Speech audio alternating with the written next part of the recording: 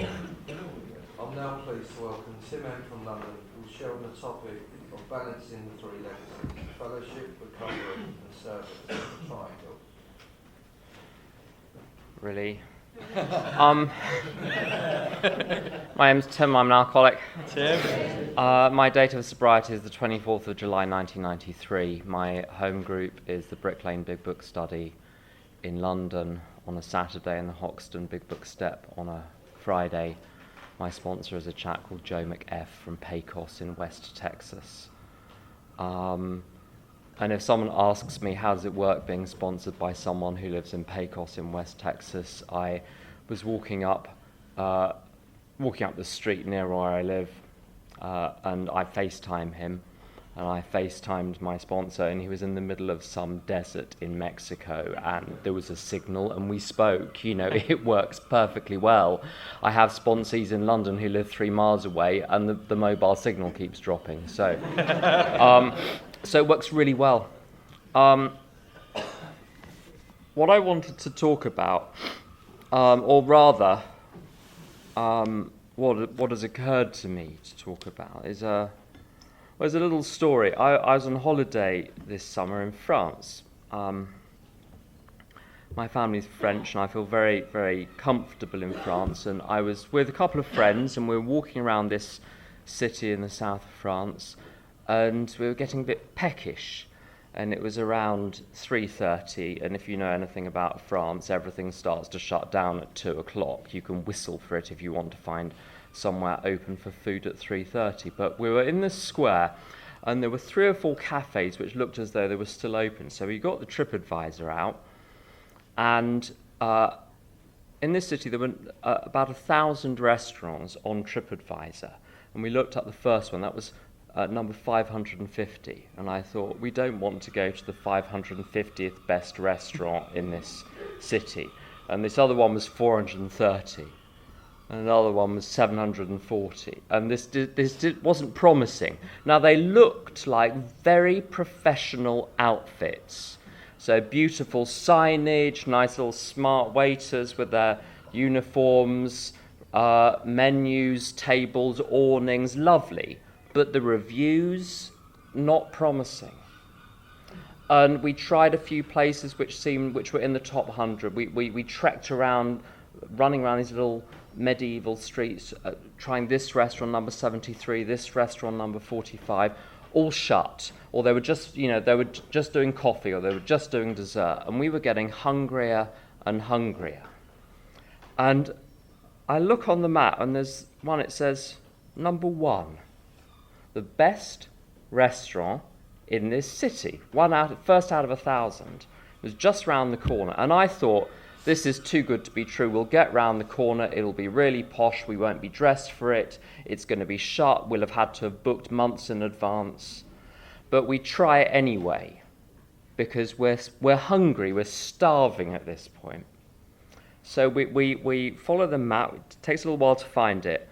And it's basically a hole in the wall. It's a little man who is the chef and the waiter and does the washing up. And there was 2 little tables inside. You could have fitted 4 or 5 people there. A couple of tables outside. You could have fitted 4 or 5 more. I looked at the TripAdvisor, yes, number 1 in Montpellier, and then we looked at this. It didn't look promising, but we trusted the review. So the review that said that this was the best restaurant in the city, we trusted it. And I said to the man, "Are you still open for lunch?" And he said, "Yes. If you eat here, you will be eating." And then he described precisely what he was going to serve to us. There was no menu. There was no choice. If you didn't want what he was offering, you go somewhere else. Plenty of other places. Man with slightly wonky teeth. Food spilled everywhere. As I walked in, he was in the middle of breaking a glass that he was washing up. But we trusted the review. And I thought, I wasn't sure about the dish he was proposing, but I thought, I'm going to trust him. And we sat down, we said, this is fine. And we had the best meal I've had in years. and I added my review to TripAdvisor to confirm that this is the best restaurant in Montpellier. What has this got to do with recovery, you might ask? What it has to do with recovery is this. Here are the steps we took, which is suggested as a program of recovery. There is no plan B. AA does not offer me a plan B. This is what it's suggesting. Now, there's this huge misunderstanding in AA that, the steps, they're just suggested steps, as if you can do anything and get the same results. What suggested means is this is what we have to offer. We have nothing else to offer. It's no skin off our nose whether you take up what we have to offer. If you want to join us, you're totally welcome. If you don't, we shan't bother you any further. And this is what I eventually followed. And the reason I followed it was, there were several reasons. The first reason, rather like when we were walking around this city, I was hungry. I was very hungry, and it was a long time past lunchtime. Someone talked about coming to AA 20 years too late. I came to AA a few years too late. I had burnt my life to the ground a number of years before. It was late in the day, it was time to do something, or it would be too late. And I believed the reviews. And what the reviews were people in the meetings. Now what they would go blah, blah, blah, blah, blah, their words. You go to meetings and people spew all of these words out. And most of them don't mean anything. It doesn't matter. As you look at their faces, and they're people who seem to be doing better than me. That is the review. And what I've learnt to do in AA is to follow the directions I don't understand from people who give them to me. And the reason I follow them is because those people seem to be doing better than me. That is the basis. I can't judge whether this is going to work intellectually. I've got to do it and then see. And I've been asked over the years to take a lot of people through that program, and of the ones who've, it's amazing. A lot of people that come to me as a sponsor will say, "Well," I'll say, "Have you been through the steps?" And you've probably come across this answer yourself, or perhaps you've given this answer. "Oh, yes, I've been through the steps many times." Okay. Did you ever make direct amends to all of the people on your Step 8 list whenever possible? Well, not most of them. Most of them is the answer. And as I say to them what was said to me at some point, which was, if you haven't completed every single amend to the best of your ability, now there are people that you can't find, and there are follow-up actions which take years to heal the relationship, but I can say today that there is no one I'm conscious of having harmed that I have not done my utmost to make amends to. So when someone said to me, "Have you made all your amends?" and I said, "Well, most of them," there were a few people I haven't been able to find. The truth was there were like 75 people I hadn't even tried to find. Anyway, what was said to me was, "You say you've been through the steps many times, you haven't been through the steps once." If you say, "Have you been to Paris?" and someone says, "Well, I got most of the way there." Well, you haven't been to Paris. You've undertaken most of the journey to Paris, but you've never arrived at the destination. They don't say, and absolutely, good work for having done 98% of the amends. But don't complain that you haven't got the results of doing 100% when you've done the 98%. So I suppose my message in AA is very simple. I dawdled a long time. I hated this book. Hated it. So if you hate this book, you're in good company. I would go to big book meetings where people were, those big book meetings where they read this passage and then everyone says, oh, this is my favourite passage, and I love this passage. It really speaks to me.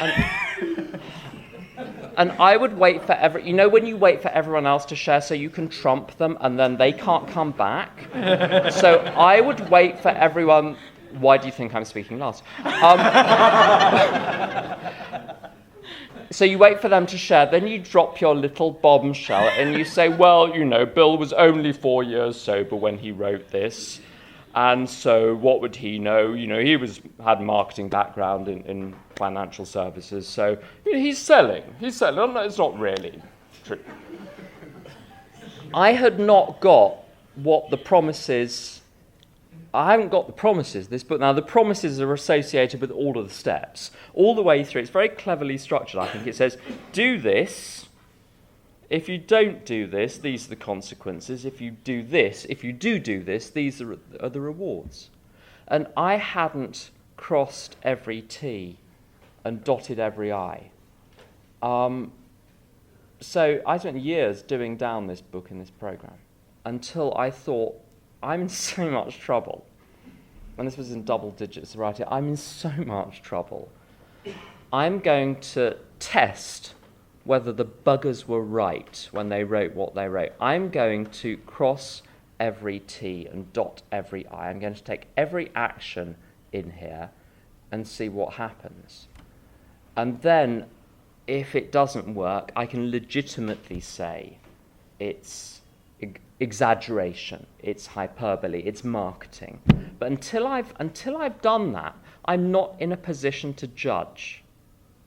But there's something else as well. I was talking to someone earlier on the phone about God.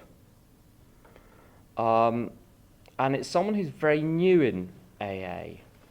Thank you. It's someone who's very new in AA. And lovely person, couple of minutes sober at the moment. Tried to come to a few meetings, but right at the beginning. And they said, well, I keep drinking even though I've been to a couple of meetings. And we can't advise on how to stop drinking. We can advise on the actions to take to stop the resumption. But, we can informally say, well, there are such things as home detoxes and detox centres and treatment centres. But what I did when I was new is I didn't have any access to any resources. And people said, you're going to have to pray for sobriety. And what often happens when someone is new, they've got a history with the church, for instance, or they've got a little problem with God. And of course, the image they have of God is one that they saw a picture of God when they were 7 and thought the church taught them that was, God is a man on a cloud or something. And you have to sweep that out of the way. I don't know much about physics, but I know how to switch a light on. Now, physics might be an interesting subject. In fact, it is an interesting subject. But you're not going to learn much from your physics textbook sitting in the dark. So first things first switch on the light and then worry about physics. And it's the same with God. You need to switch the light on first, then go and study theology, then work out what you think your higher power is. And switching on the light is taking every single action in this book. If you take every single action in this book, as I've done, or the equivalent ones, because AA is structured differently than it was in 1939, the light turns on, and the funny thing is you're no longer interested in physics because you're sitting in the light. I'm no longer interested in what God is because the light's on. I'm motoring. It's fine.